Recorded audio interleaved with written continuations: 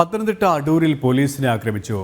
പറക്കോട് ബാറിലെ സംഘർഷം പരിഹരിക്കാനെത്തിയ പോലീസുകാരെയാണ് യുവാക്കൾ ആക്രമിച്ചത്. സിപിഒമാരായ സന്ദീപ്, അജാസ് എന്നിവർക്ക് പരിക്കേറ്റു. സംഭവത്തിൽ 4 പേർ കസ്റ്റഡിയിലായി. ഇവരുമായി മിഥുൻ മുരളി ചേരുകയാണ്. മിഥുൻ, ബാറിലെ പ്രശ്നം പരിഹരിക്കാനെത്തിയ പോലീസുകാർക്ക് നേരെയാണ് അതിക്രമമുണ്ടായത്. എപ്പോഴായിരുന്നു സംഭവം? മറ്റ് വിശദാംശങ്ങൾ കൂടി.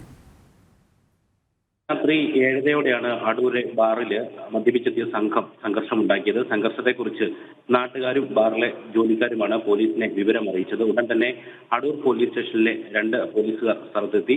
ബാറിലെ സംഘർഷത്തിന് ശേഷം ഈ സംഘം പുറത്തേക്ക് ഇറങ്ങിയപ്പോൾ വീണ്ടും സംഘർഷമുണ്ടാകുന്നു. ഈ സമയത്താണ് പോലീസുകാർ ഇവിടേക്ക് എത്തുന്നത്.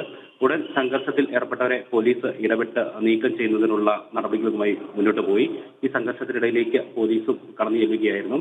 അതിനുശേഷം ഈ സംഘർഷം ശമിപ്പിച്ചതിന് ശേഷം ബൈക്കിൽ എത്തിയ സംഘം പോലീസുകാർക്ക് നേരെ വീണ്ടും കല്ലെറിയുകയായിരുന്നു. സംഭവവുമായി ബന്ധപ്പെട്ട് 2 സിപിഒമാർക്കാണ് പരിക്കേറ്റിരിക്കുന്നത്. സന്ദീപ്, അജാസ് അടൂർ സ്റ്റേഷനിലെ സിപിഒമാരാണ്. 2 പേർക്ക് പരിക്കേറ്റു. ഇവരെ അടൂർ ജനറൽ ആശുപത്രി ഉടൻ തന്നെ പ്രവേശിപ്പിക്കുകയും ചെയ്തു.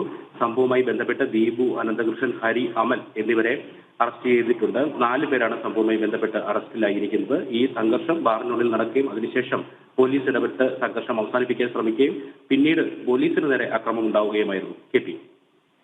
മിഥുൻ മുരളിയാണ് വിവരങ്ങൾ നൽകിയത്.